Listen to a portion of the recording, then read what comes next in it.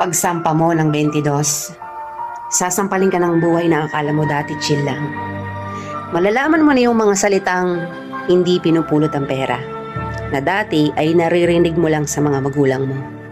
Magtatrabaho ka, magbabayad ng tubig at kuryente. Tapos trabaho ulit, paulit-ulit. Mamimiss mo yung batang ikaw, musmos, walang alam sa mundo. May mga gabing bibilangin mo ang oras ng tulog mo kasi akala mo makakatulong ito.